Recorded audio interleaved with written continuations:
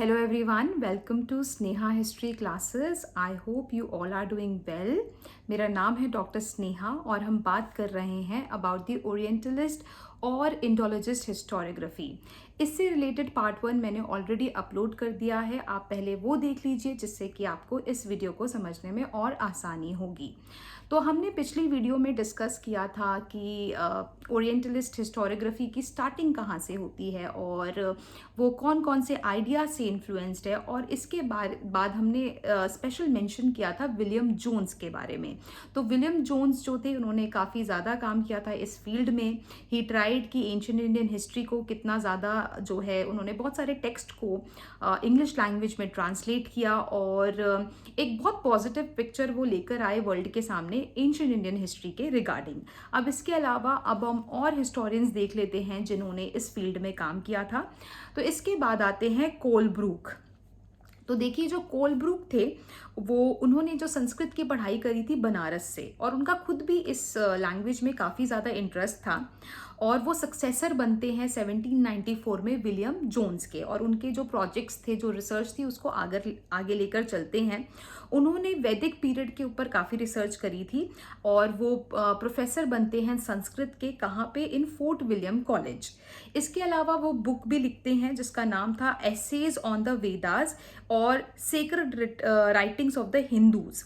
ठीक है, और इन बुक्स में वो ये बताते हैं कि जो आर्यन पीरियड था, जो आर्यन एज था, उसमें आपको किसी भी तरीके का कास्ट सिस्टम नहीं मिलेगा, कोई भी सोशल इविल्स जैसे कि पॉलिथिज्म हो गया, सती सिस्टम, चाइल्ड मैरिज। तो वो कहते हैं इस तरीके की सोशल इविल्स आपको आर्यन एज में देखने को नहीं मिलती है, और ये जो एज था इसको ये गोल्डन एज बुलाते हैं।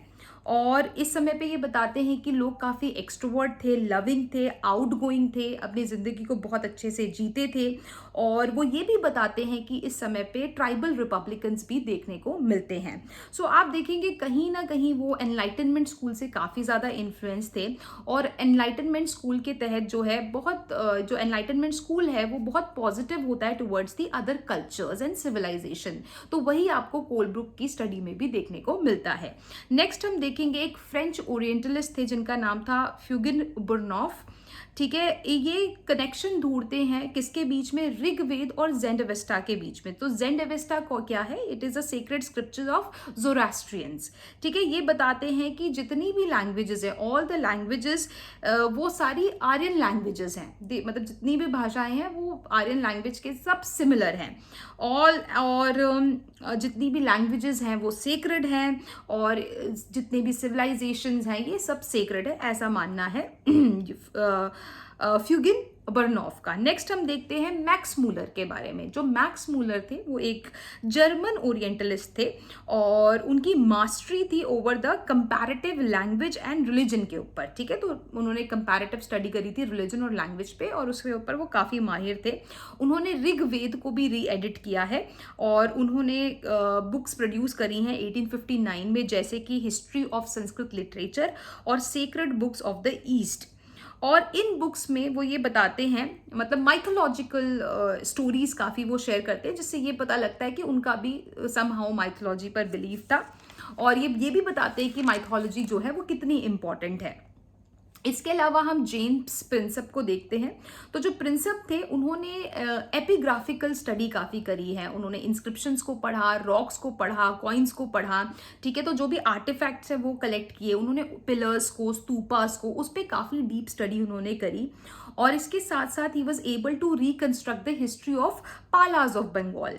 और इसके अलावा ये जो भी चीज़ें, जो अशोकन इंस्क्रिप्शंस उन्होंने पढ़ी, तो उस समय पे पजल था कि उस पर वो कौन सी लैंग्वेज का इस्तेमाल किया गया है, और उन्होंने उस चीज़ पे काफ़ी रिसर्च करी, और उनका जो मेहनत है वो आखिर 9 इयर्स बाद वो रंग लाती है। और 1834 में वो इस स्क्रिप्ट को डिसाइफर कर पाते हैं, जो कि बोलते हैं जिसको ब्राह्मी स्क्रिप्ट। तो ये एक बहुत ही जो है, आप देखोगे बहुत ही इंपॉर्टेंट रिसर्च थी इस फील्ड में, जिससे कि बुद्धा और बुद्धिज्म के बारे में और ज़्यादा स्टडी हो पाई। नेक्स्ट हम बात करेंगे अलेक्जेंडर कनिंघम के बारे में। तो अलेक्जेंडर जो कनिंघम थे, he was the creator of Indian archaeological survey, और इनके अंडर आप देखेंगे कि बहुत सारी एक्सकवेशन हुई है। सारनाथ की एक्सकवेशंस हुई है, सांची में, तक्षशिला में, ठीक है, और भी बहुत सारी जगह पे, जिससे कि जो बुद्धा और बुद्धिज्म से रिलेटेड काफ़ी चीज़ों को स्टडी किया गया है। और इसके अलावा उन्होंने बहुत सारे एविडेंसेस लाइक कॉइन्स हो गए, इम्प्लीमेंट्स हो गए और ब्लॉक्स भी कलेक्ट किए हैं, जिससे कि वो बताते हैं कि जो उस समय के लोग थे वो किस तरीके के घरों में रहते थे। और बहुत सारी सर्वे रिपोर्ट्स इन्होंने प्रोड्यूस करी है। इन्होंने लगभग 8,000 मतलब मोर देन 8,000 इंस्क्रिप्शंस जो हैं वो कलेक्ट करी और उसको उसके बारे में पढ़ाई करी अबाउट दी साउथ इंडिया। और उन्होंने इंडस वैली सिविलाइजेशन के बारे में भी काफ़ी ज़्यादा रिसर्च करी है। सो ये कुछ इम्पॉर्टेंट ओरिएंटलिस्ट हिस्टोरियंस थे। ठीक है, अब हम देख लेते हैं कि क्या सिग्निफिकेंस है ओरिएंटलिस्ट स्कूल ऑफ हिस्टोरियोग्राफी का। तो देखिए, काफ़ी स्पेशलाइज्ड और साइंटिफिक रिसर्च करी है इन लोगों ने और इनकी साइंटिफिक एनालिसिस है। और जो एशियाटिक सोसाइटी ऑफ बंगाल है उसके तहत आप देखो कि काफ़ी अच्छे रिसर्च वर्क किए गए हैं और लिंग्विस्टिक स्टडीज़ के ऊपर काफ़ी ज़्यादा इंपॉर्टेंस दी है। तभी आप देखोगे बहुत सारी जो संस्कृत या पर्शियन टेक्स्ट हैं उनको इंग्लिश में ट्रांसलेट किया गया। और इन्होंने एक और चीज़ पे काफ़ी फोकस दिया on the theory of synchronism and identification, जिसके तहत ये बताते हैं कि जो ग्रीक रूलर सेंड्रोकोटा है और जो इंडियन रूलर चंद्रगुप्त मौर्य हैं वो सेम है। और इसके अलावा जो एक बहुत बड़ा पजल था कि अशोक इंस्क्रिप्शंस पे कौन सी स्क्रिप्ट का इस्तेमाल किया गया है, वो पजल भी सॉल्व होता है और ये बताते हैं कि ब्राह्मी स्क्रिप्ट का इस्तेमाल किया गया है। और बहुत सारे आप देखेंगे जो एंशिएंट इंडियन हिस्ट्री के जो सोर्सेज हैं उनको जो है ट्रांसलेट किया गया और जिस इंग्लिश में क्योंकि वो ट्रांसलेट हुआ तो उससे वो इन्फॉर्मेशन पूरे वर्ल्ड में पहुंची है और जिससे ये मैसेज जाता है कि जो इंडियन कल्चर है, जो एंशिएंट इंडियन हिस्ट्री है वो काफ़ी रिच है, इंडियन कल्चर काफ़ी रिच है। और इससे ये पता लगता है कि हमारे लोग मतलब इंडियन लोग कितने क्रिएटिव थे।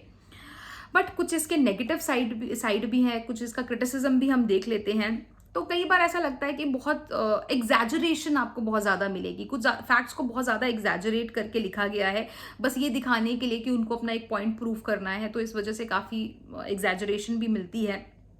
और कि कई चीज़ों को इन्होंने बोला है, जैसे कि जो प्लेटो हैं उन्होंने अपना जो आइडिया है वो बोरो किया है इंडियन से। इसके अलावा एरिस्टोटल ही based is knowledge on brahmanical philosophy. इसके अलावा वो कहते हैं न्यूटन भी जो है, न्यूटन की जो थ्योरी है वो ऑलरेडी इंडियन सिविलाइजेशन में थी। तो ये जो चीज़ें हैं इसको खैर काफ़ी हद तक सही नहीं माना जाता है, तो ये कुछ इसको लोग क्रिटिसाइज करते हैं। सो आई होप आपको ये वीडियो पसंद आई होगी, आपको मेरा एफर्ट पसंद आया होगा कि जो मैंने हिस्टोरियोग्राफी के ऊपर ये वीडियोस बनाई हैं।